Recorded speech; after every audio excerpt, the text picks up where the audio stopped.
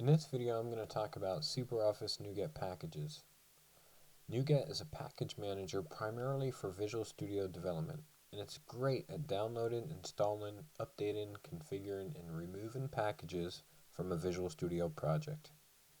By the end of this video, you will know how to easily get started building an integration with SuperOffice for both local development as well as using SuperOffice web service proxies for both local and remote communications. So let's get started. So here I am on the NuGet.org website, and if I search for SuperOffice, I'm going to go ahead and get back 6 results.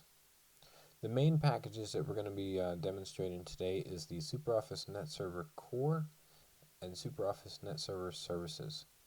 To find out more about these other packages, please see the SuperOffice NuGet video. So let's go over to Visual Studio and get started building an integration with SuperOffice. Here I'm using Visual Studio 2013. You can use whatever version that you have that supports NuGet. If you don't have NuGet already installed, you can go underneath Tools and Extensions and Updates, search for NuGet, and have it installed. Once it's installed, it's available here underneath the Tools menu as well for NuGet Package Manager. I'm going to go ahead and choose the Package Manager console, and I'll see that window down here at the bottom. So let's go ahead and get started. I'll choose New Project. For this one, I'm going to be using C# and just be using a console application. One thing to note is SuperOffice 8.0 and above requires at least the .NET Framework 4.5.1. So make sure that that's selected. And then I'm going to go ahead and just say getting started, NuGet. And then the project is prepared for me. The only thing I have here is the default console application template. Not a lot of references, just basic necessities. My app config is pretty much empty with the exception of this startup element. And then the program CS file with the main entry point. Now, to get started, I'm going to go ahead and just say Install Package. And choose SuperOffice. If I do a period and then a tab, it's going to call off to NuGet.org and say, give me everything that starts with SuperOffice, and it will list them all out here. For this example, I'm going to go ahead and work with the netserver.core package. I'll hit enter. It's going to go out and grab it, download it, and install it. What that does is creates a new package.config file. If I open it up, it tells me what packages are currently installed for this application. If I look at the app config file, there was a transformation that was done by the package that included the SuperOffice section group and also the configuration sections at the top. And then down below, we have now this SuperOffice element, which includes the data section for communicating with the SuperOffice database and the document section. We're not working with documents, so we're not really going to use that at all. For here, I want to do local development with a local database. So I have a SQL Server Express database set up. The database name is state080. I'm not going to be working at all with implicit anonymous, but I do need a explicit user here for connecting to the database. This will be like the database user.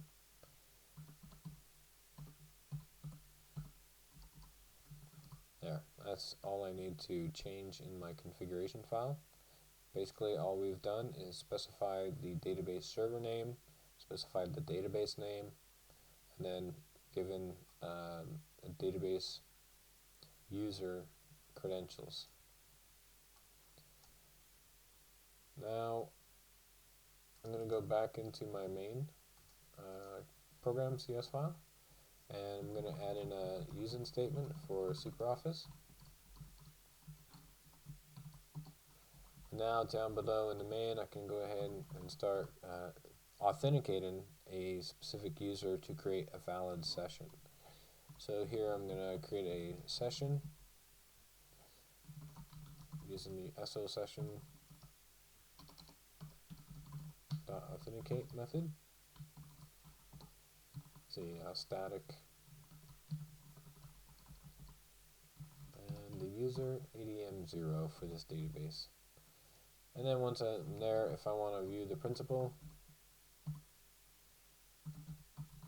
just say session.principal. I'm going to go ahead and set a breakpoint here so that we can stop and check his properties, in the debug session. So I'll go ahead and click run in order to execute the program. I've got a successful session authentication. So you can now see the connection is open. I have a valid principal and username ADM0, associate ID 11, contact ID 2, etc. So I successfully authenticated to the SuperOffice database using the SuperOffice.NetServer.core package. It was very easy to get up and running. Now let's go ahead and take a look at how to incorporate using the SuperOffice NetServer services libraries for communicating with local and remote installations of SuperOffice. So I don't have to change any of this code here. What I want to do now is go through and install package SuperOffice.NetServer.services. I'll go ahead and hit enter. It's going to download it. It's going to make additional changes to my configuration file and also additional change to my package file. So now you can see that we're dependent on 2 packages here. If I look at my app config, down below it's added a couple different sections. Now we've got services, and there's also a system service model section added here below, specifically for the SuperOffice WCF client or proxies. The reason why this section has been added is because if I'm going to be authenticating using the default authenticate method here with a local installation or even a remote installation of SuperOffice, but I'm going to be using my Windows credentials and not explicitly setting permissions or my credentials here, then I would want to uncomment this down here so that it would sets the security mode to transport credential only, and then sets this transport attributes to both windows. Then it will successfully authenticate using your Windows identity. I don't want that for this case because I'm explicitly communicating with a database that's not connected to my Windows domain. Additionally, here I want to point out that these services is working in a local mode, which essentially means I'm going to be circumventing, leveraging the SuperOffice web service proxies and just going straight through the same database layer I had used with just netserver.core. So basically, just to demonstrate that this is going to work in a local mode, I'll go ahead and run this, and you'll see that authentication was successful again. I'll go ahead and just step out of that, let that end. And now what I want to demonstrate is we want to go through and change this from local to remote. Now that I'm going to be working in a distributed environment, I have to specify the remote-based URL to tell NetServer where the NetServer web services reside to connect to.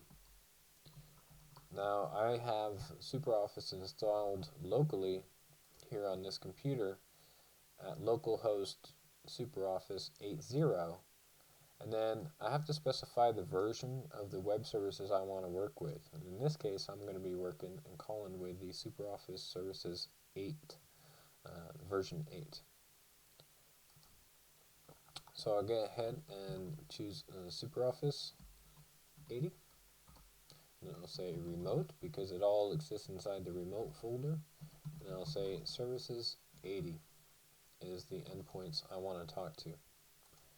just to sort of show that again, SuperOffice 80, inside the remote folder, there's services 80.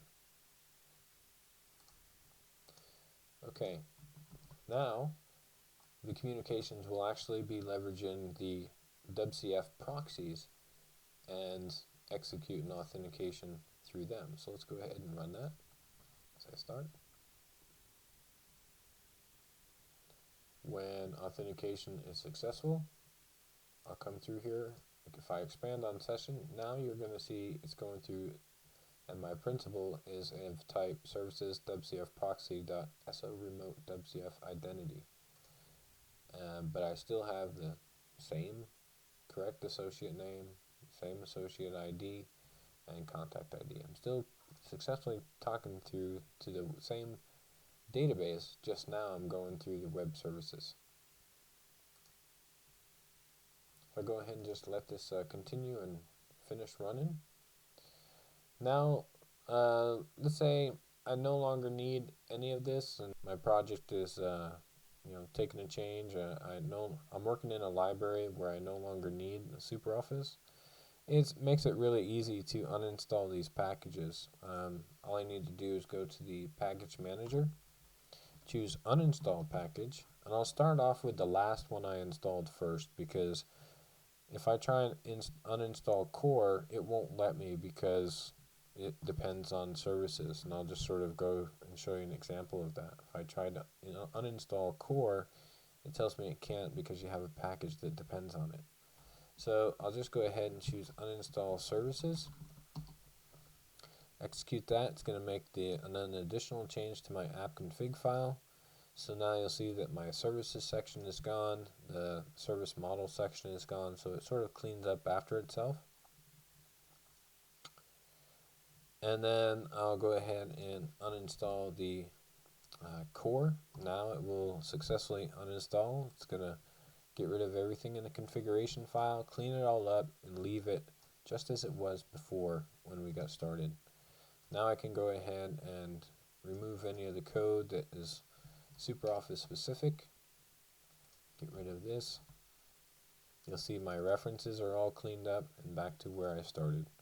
If I go ahead and just build this again, you're going to see that it builds successfully and leaves your project just like it was when you got started. Now I want to demonstrate something to get you up and running even faster. If we go back to the NuGet website, nuget.org, and we look at the SuperOffice.NET Server Services package, you'll see that it depends on SuperOffice.NET Server.core. So what that basically means is I can come into my Visual Studio solution, which is clean now. There's no package file or anything. App config is clean. It's right where we left it. But what I can do is I can just say install package SuperOffice.NET Server.Services. Go ahead and click on enter. Now what it's going to do is resolve the dependencies. So it's going to automatically download netserver.core for me, get that installed, then install itself, SuperOffice NetServer.Services, and get that all configured. So I'm going to go, if I look at the packages config now, everything is as I would expect. Both packages are installed. The configuration section is here.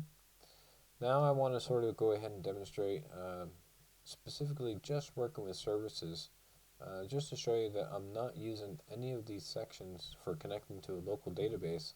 I'll comment all that out, and I'll only leave the session section there for having a valid session in the process space. I'm not using documents, so I'm going to go ahead and just get rid of this section altogether. But I'm working with services again. I'm going to go to remotes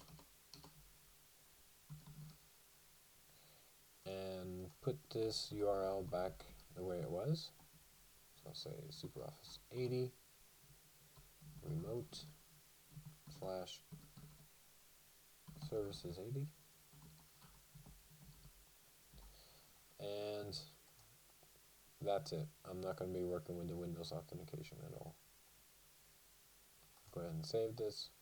Go back in my program files. I'm going to undo what we had done before. I'm going to include using SuperOffice. Have to authenticate, of course. But instead of getting a principal, we'll say now I'll use a contact agent. And for this, I need to be able to put in the SuperOffice.services